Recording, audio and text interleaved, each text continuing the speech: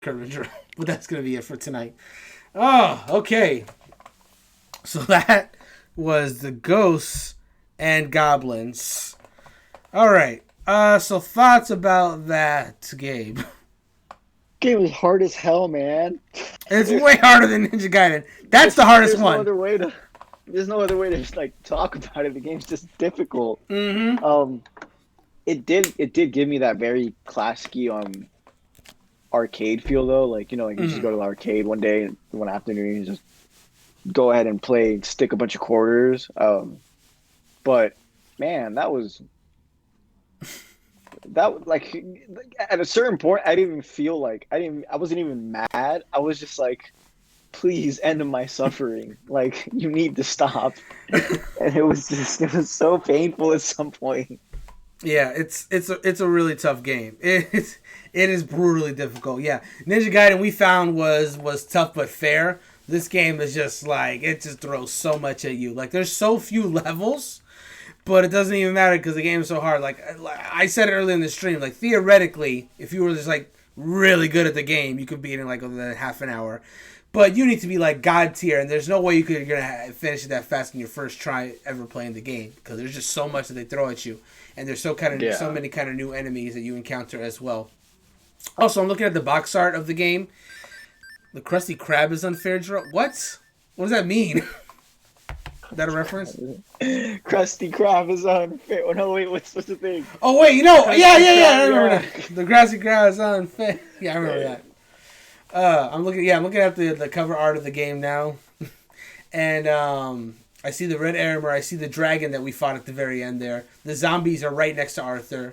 I see the orc, and I guess that's Astaroth, the demon lord, holding the princess.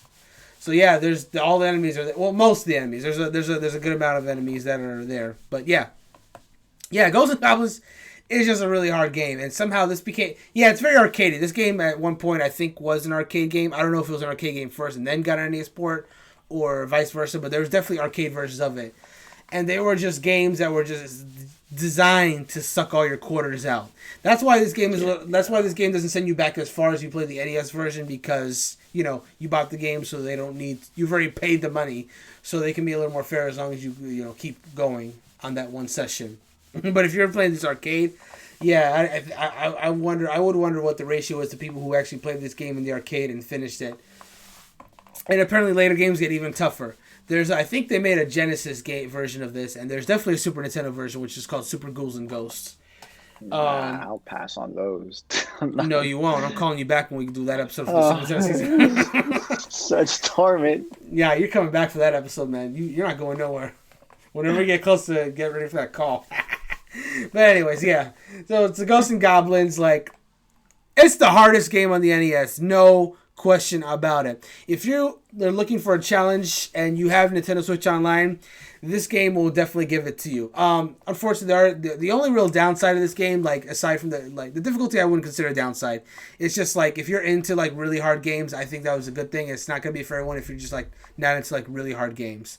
But only real actual downside to this game is because it is a bit old. Sometimes those magic pixels will sometimes mess you up and such. Like most deaths we lost was because it was our own fault.